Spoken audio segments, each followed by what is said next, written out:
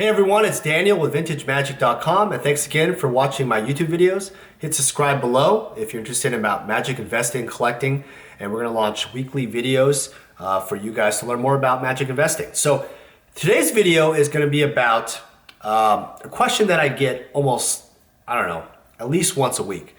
And the question is, if I had X amount of dollars to invest, I'm not going to say the amount, let's just say an amount that makes relative sense. And it does matter. It does matter in the sense that if you have $1 million to invest in versus $10,000 or $5,000, you could obviously buy more, but the word that I would use is you could take more risk.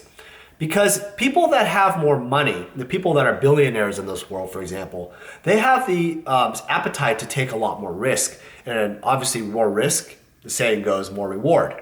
So if you are a person that is putting in only barely making, barely making it in your personal life, and you want to just put in $1,000, I would, again, back to my other videos, I would not invest money if you do not have a stable personal life.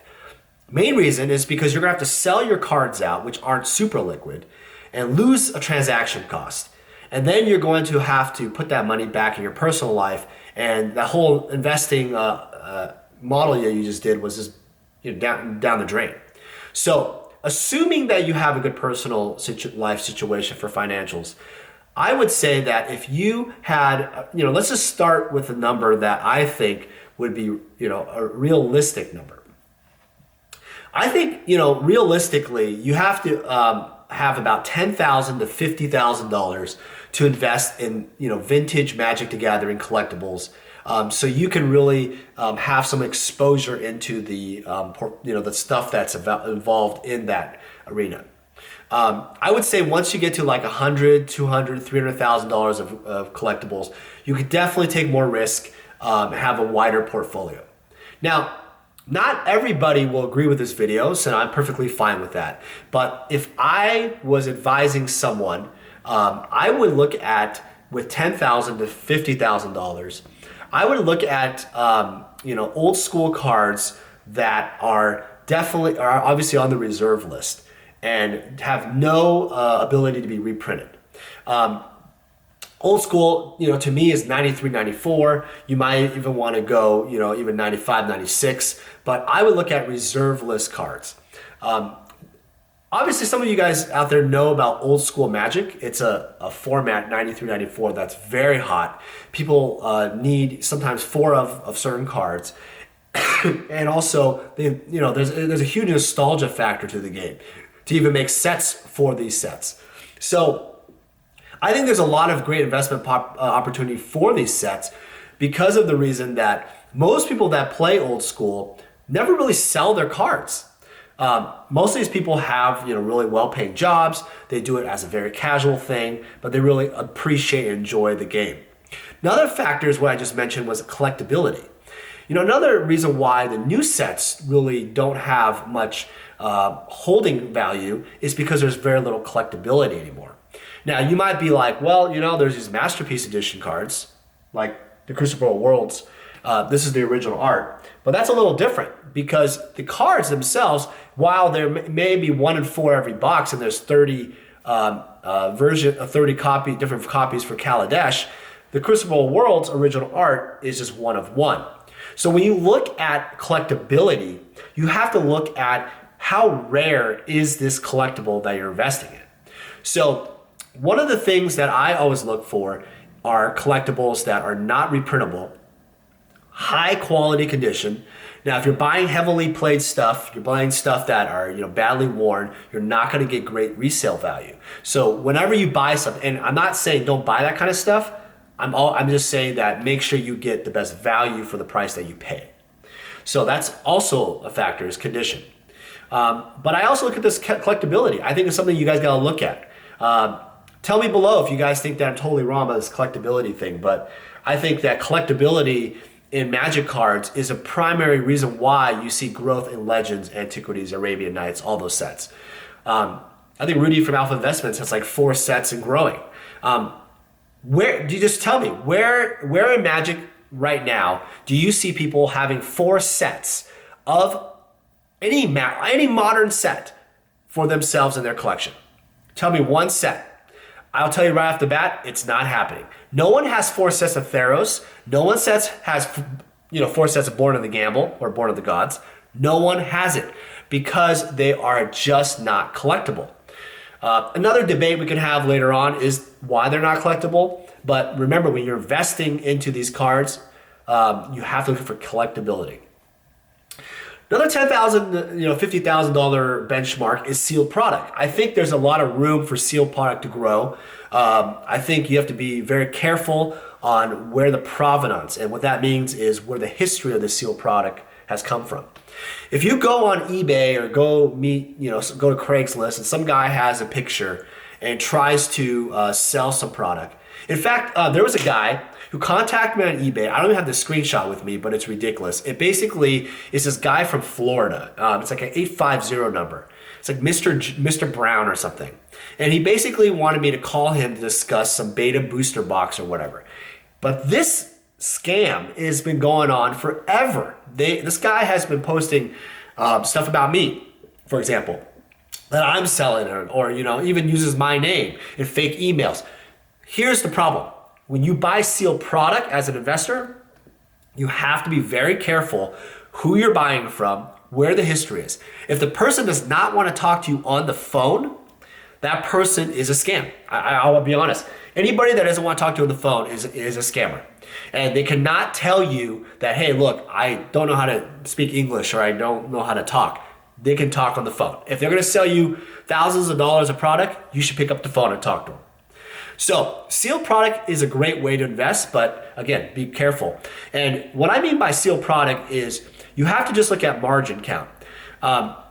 When you look at an investment, you have to look at, every situation has its margin count. So for example, like a box of Weatherlight could be like $200 or less sometimes. If you break up them by packs though, and you sell them by the pack, your margin is much more by the pack. 36 times, you can sell them by $10 a pack maybe, so you have to look at that. Maybe, even $8 a pack. But that'll catch you almost like a $350 box where you're only paying $200 or less. Think about the profit margins. It's a lot wider if you're willing to break it up and sell it over time. So that leads to the next thing, is time. $10,000 to $50,000 investment level, you got to think about rate of return and how you're really looking at this investment. Are you looking to basically sell this within the next 5 years, 1 year? My advice is that if you cannot wait in at least 3 to 5 years with 10 to 50,000, you're not going to really see much return. The reason why I say that is, and I actually might be wrong. It actually might just go up out of nowhere and fine. But that stuff does happen for certain things. But I'm talking about as an average rate of return, you're not going to get much return if you just sell out in less than 3 years. It's just not going to happen. I would say even like 5 years, 5 to 10 years would be a more reasonable time frame. So at $10 to $50,000 range, you have to look at very carefully, is the rate of return that you're getting something you're willing to see downward trend, upward trend, downward trend, upward trend. The key is though, not to buy things that are only going down for like an inevitable amount of time. You have to be buying things that have kind of the low part of the dip and then have potential to rise. What's the potential to rise long term? So another thing that I would tell you not to buy are foil cards. I know people are going to go crazy and say, well, there goes everything. Foil cards is a huge part of Magic. I'm telling you guys, do not invest in foil cards. Here are some of the reasons why I don't even invest in foil cards unless I buy big collections and they're just thrown in anyway. Number one, they curl like crazy. I don't know if you guys have seen this, but some of these cards curl so badly that condition-wise, if I was a collector or a player, I'd be like, man, I can't buy this. You have no control over the curling, which is the hard part. Yes, you can flatten them, you can put them in a temperature-controlled safe or whatever, but they're naturally built to curl. It's just the way it is. So, foil cards, I would avoid them at all costs, and especially at the $10,000 to $50,000 range. I think they are an investment potential as you go higher up in your investment portfolio, because you can take that risk if they can't sell as fast. But I think you should wait until later on. Masterpiece foils. Okay, do not buy into masterpiece foils. Do not buy them at all. Do not buy them at all. You will lose double digit losses for these masterpiece foils. Maybe even 100% of your investment. So if you spend 10 grand, you probably lose, go down to 5 grand. I hope I'm not, you'll lose 50% of your investment, whatever that math comes down to. You're losing so much money that it's going to be so hard to come back. There's no reward. Also, is back to what I said in my other videos, is that when there's something that can be reprinted, do not buy something that can be reprinted and have risk. That is so bad for a portfolio. All right. Slow and steady wins the race. I know you've heard it from Rudy from Alpha Investments, but I'm going to preach it again. 10 to 50K range, you only have the opportunity for slow and steady wins the race. So one option that I would recommend is getting involved in your local, card shop scene, Craigslist, or communities on Facebook, whatever, and start being someone who builds a reputation to trade and sell cards. Now, this is going to take you some time, and this is something that not everybody has time for. So if you're a person that is like a doctor or a professional, whatever, doesn't have time to really put money to do that, this part of the investing will not work for you, most likely. So if you're a person that though loves to play at a tournaments and engage in Facebook, whatever, make ads on Craigslist or find deals and whatnot, this might be for you. And one of the things I would recommend doing is actually starting a business account.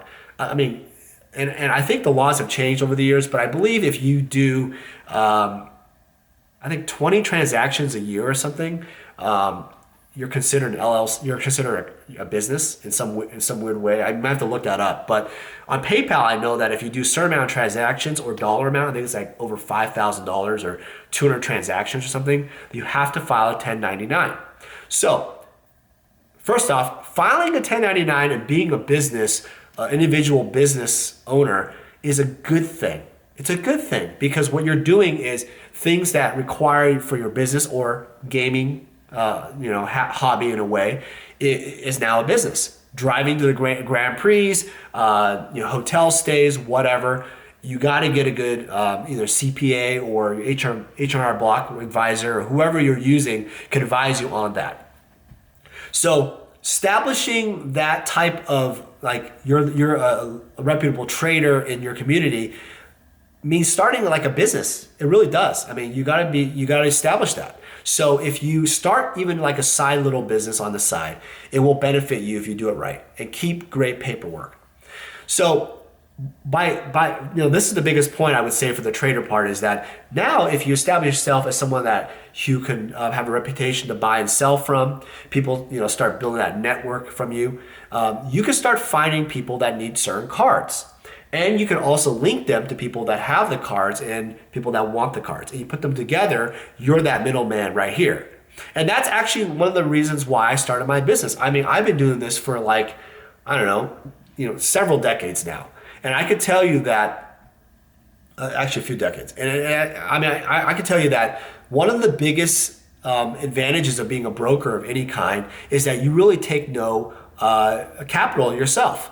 So that $10,000 to $50,000, you may have to put that money up front to buy a deal, but if you already have the buyer on the other end, it doesn't really matter. It's always a wash. So that's a trick that I would say. I'm sure some of you guys know that already, but if you do that enough, you're gonna multiply your cash flow and revenue very fast. Now, warning sign. Your reputation and also your follow through on the vendor side, who you're buying from, and also who you're selling to, is very critical. If you are bad communication, or you're not shipping the product correctly, it's not a good timing, you are going to have a hard time. Now, some people might be like, well, Dan, how can you do that if you don't front the money up front? No. You always make sure the vendors that you have, you can trust, that are going to keep their word and keep a deal. That's very important. If they do not keep their deal, you cannot do business with them ever again. That's the number one thing. Also, your buyers. Your buyers need to pay you up front. If the buyers pay you up front, and they obviously are, you have the money in your account, you pay the vendor immediately, you drop ship to them directly, or meet the other vendor, pick up the items in person, then you have a scenario where you're in control. You never send any items to a buyer until they pay. That's it. There is no other exception. If a buyer says, well, I've known you for years, blah, blah, blah. No, absolutely not. Do not ever give them any items until they pay. So some relationships with vendors, they might be like, hey, I'll send you the item first. I want you to inspect it. And I have a relationship with vendors where they'll send me the items first so I can feel comfortable. And especially when you have a legitimate business and you have a website presence, vendors are going to be a lot more lenient. Don't take advantage of that, meaning you can just go off and pick and choose. Be serious about what you're doing, but make sure that if you build that relationship, you really give that back to the vendor with a speedy payment back. So if you do sell the item to the buyer, make sure you send the payment to the vendor very quickly, very swiftly. So those are some of the tips that I have for a $10,000 to $50,000 investor.